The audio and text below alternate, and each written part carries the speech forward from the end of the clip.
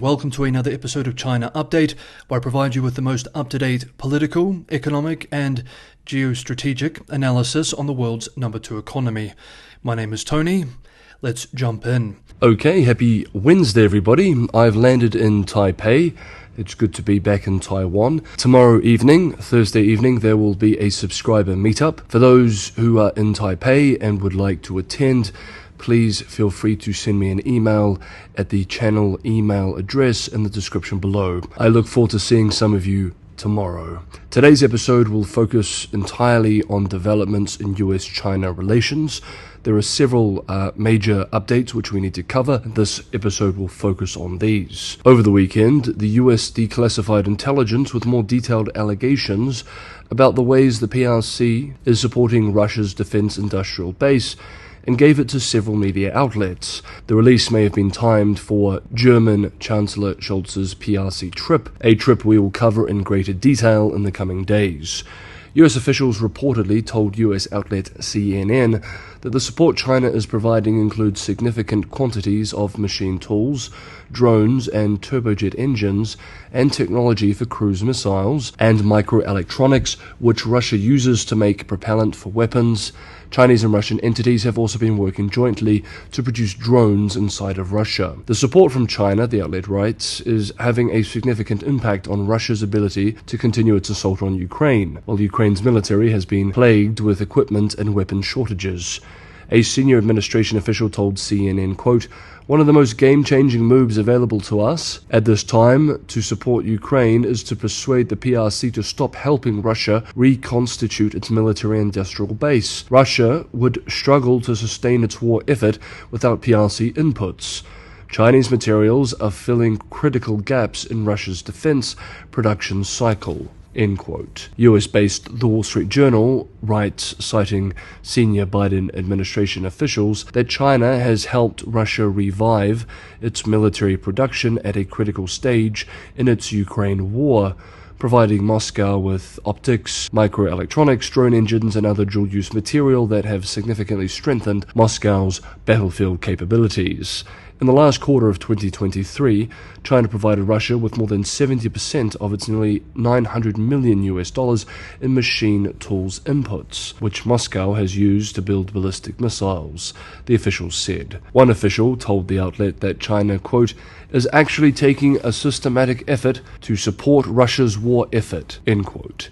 UK-based The Financial Times reports that senior US officials said Chinese and Russian groups were working to jointly produce drones inside Russia. They said China has also supplied 90% of chips imported by Russia last year, which are being used to make tanks, missiles, and aircraft. The officials added China was also helping Russia to improve its satellite and other space-based capabilities to help prosecute its war in Ukraine. And Beijing was also providing satellite imagery. Dennis Wilder, a former top China military analyst at the CIA, said the disclosure, quote, far exceeds previous estimates and shows a concerted program by China's leaders to help Moscow prosecute the war in Ukraine, end quote.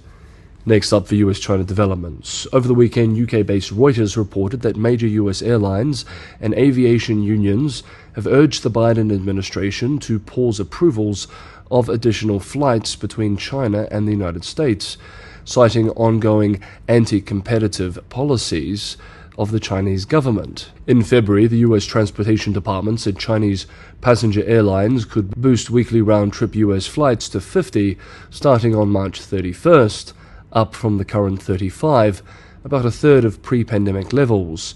US carriers were authorized as well to fly 50 flights per week, but are currently not using all of those flights. Quote, that would make the PRC's hope of increasing people-to-people exchanges to help America fix its strategic perception of China harder. And the top members of the Select Committee on the Strategic Competition between the United States and Chinese Communist Party sent a letter to Secretary Antony Blinken and Secretary Pete Buttigieg, urging the officials to be cautious when approving new flights between the United States and the People's Republic of China, citing unfair market practices and security concerns. If the Biden administration listens, airfares between the US and China probably will not get much cheaper this summer. End quote. If you enjoyed today's episode of China Update, don't forget to hit the like button. Subscribing is also a huge help for the channel, and Patreon and Buy Me a Coffee links are in the description for those who want to help keep the channel financially sustainable. Next up, a bipartisan group of senators and representatives have written the Open Translation Center Act of 2024 bill calling for the creation of a federally funded research and development center to be called the Open Translation Center. According to the bill, the Open Translation Center will translate open source materials produced by the People's Republic of China and other nations. The center would also train analysts and linguists to specialize in China and other countries, a full list of which will be determined later. The bill requires that contextual information be provided to the public, including biographical sketches of key leaders, descriptions of political processes, military weapons systems, important government bodies and companies, and analysis of significant concepts and phrases. It is hoped that the body will help Americans better understand Beijing, its leadership, and its policies. We have one more US-China development to cover for today's episode. US-based outlet Fortune has published a blockbuster exclusive about TikTok, the massively popular Chinese-owned short video platform whose fate is currently being debated by the Senate in the US.